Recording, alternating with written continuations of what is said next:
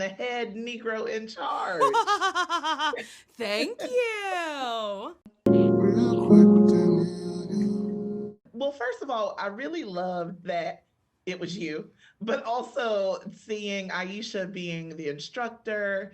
So it seems like there's a centering of Black women in this that needs to exist in the real world. What did that feel like for you to see Black women in charge in that way?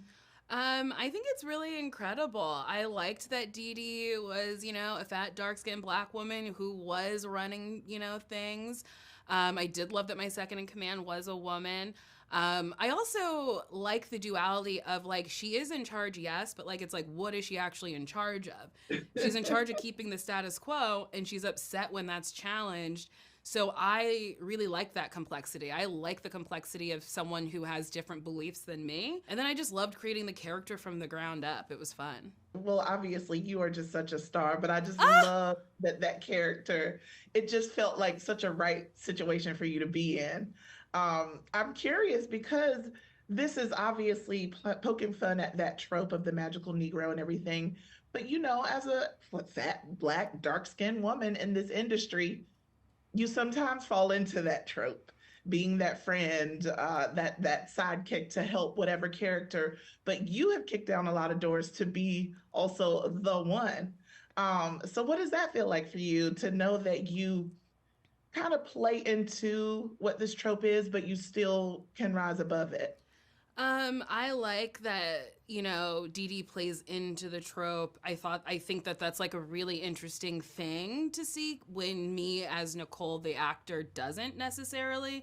And that's not to say that earlier in my career, I didn't go out for parts where it's like, she's fat, she looks like a linebacker, and somehow still fucks. But it's nice now that I play parts where people are looking for my comedy and looking for something that looks like me, and I'm not the butt of jokes. And I think it's mostly because I never booked those roles. I just feel like I've created a lane for myself, and that feels really cool because people don't know what they want until they see something different. You know what I mean? Right. Now, have you ever been made like hyper aware of your own, I guess, Blackness making others feel uncomfortable or, afraid or standoffish? Have you ever been made like aware of that in your space or how you take up space? Oh yeah, I know my Blackness affects people when you walk into a store and someone follows you around, or they ask to hold your bag, but then you see white people with their purses and you're like, oh, this is targeted. Or Right. somebody crosses the street and then is still moving in the same direction and you're like, oh, did they think I was gonna rob them? Which is funny because it's like, you think I'm gonna rob you? You think I'm gonna run after you? I'm fat as fuck, leave me alone. But like, yeah, like being Black in the world does feel crazy. Like there's been times I've been in stores where I bought something that I didn't need nor could I afford, just to be like, I can't afford it. I don't really understand. It's easier to say. What's the most dangerous animal on the planet? Shark. White people, when they feel uncomfortable. White people feeling uncomfortable precedes a lot of bad stuff for us. That's why we fight white discomfort every day. Because the happier they are, the safer we are. This film because Lord Jesus, people gonna feel a way about it. But I love that you are exploring the trope of the magical Negro. Can you tell me, Kobi, because you said that you were hijacking it, right? Can you tell me what that means to hijack this trope and why choose to do it in this way and through comedy? Yeah. So, one of the things that the Magical Negro authors didn't do is understand the Magical Negroes as characters. They didn't really think about their experience as Black people moving through the world at all. They just thought about them in relation to their white leads, right? And so when I say I'm hijacking the trope, part of what I'm doing is saying, okay, well, why would a Black person just work so hard to accommodate a white person? And why would an actual Black human do that? And when I'm incredibly honest with myself, more honest than I'm comfortable being, the reasons I've done that have been because it is an explicit defense mechanism that I was taught to survive, right? Right. That I was, taught to be incredibly nice to white police officers, and I think I personally overlearned that lesson. And so when I think about these magical Negro characters and really think about them as characters, I found it was a way in to explore that particular defense mechanism and a broader critique of an American culture that makes Black people do fantastical stuff to survive.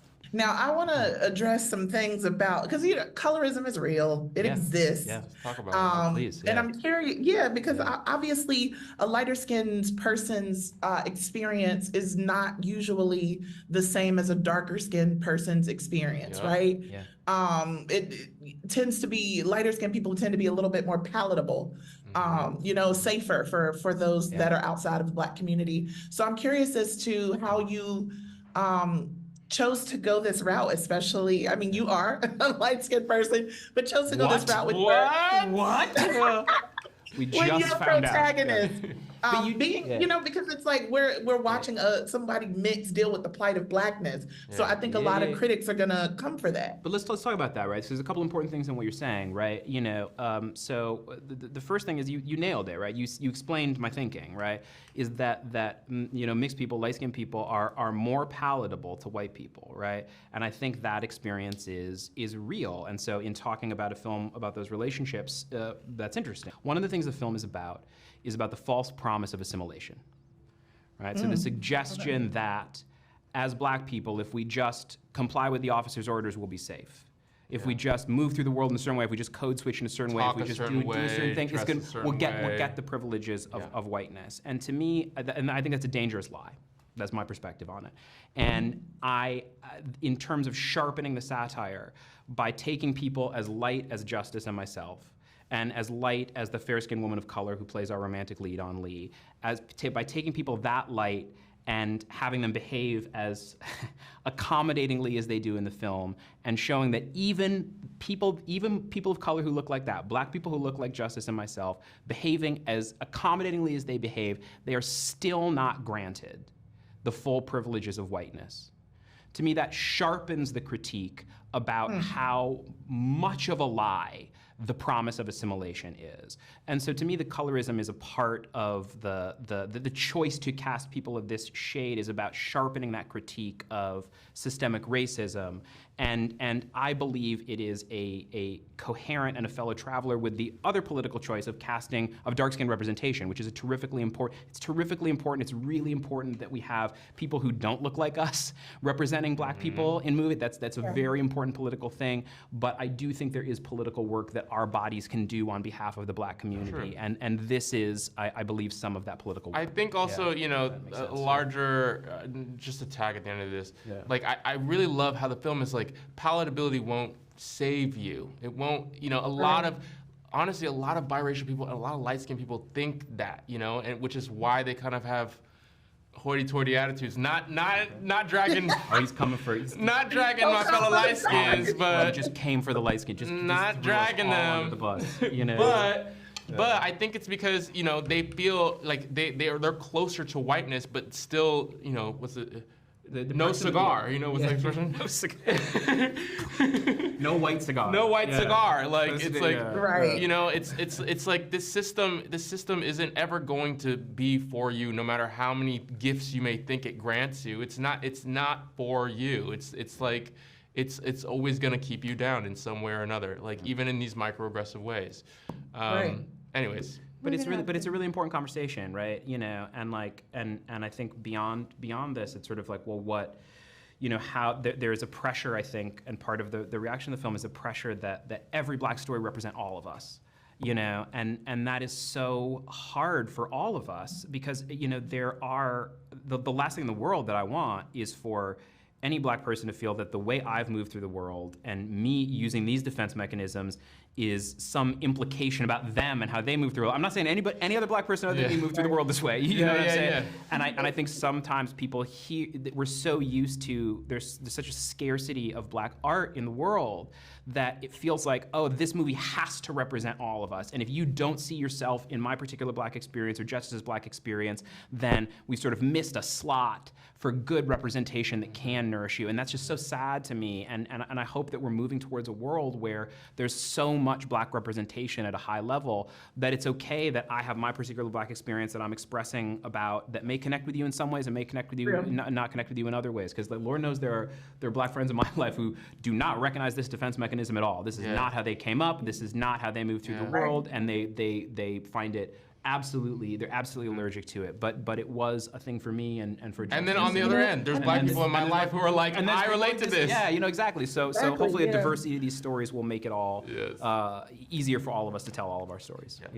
Well, I very much appreciate your consideration and your time. That is the end of my time, unfortunately. I would talk to you for an hour. Great question. Yeah. Thank you so much, Danielle. Let's bring her back. Yes, bring her back. More Danielle. I would talk to you for an hour. Great question. Yeah. Thank you so much, Danielle. Let's bring her back. Yes, bring her back. More Danielle. More Danielle. More Danielle.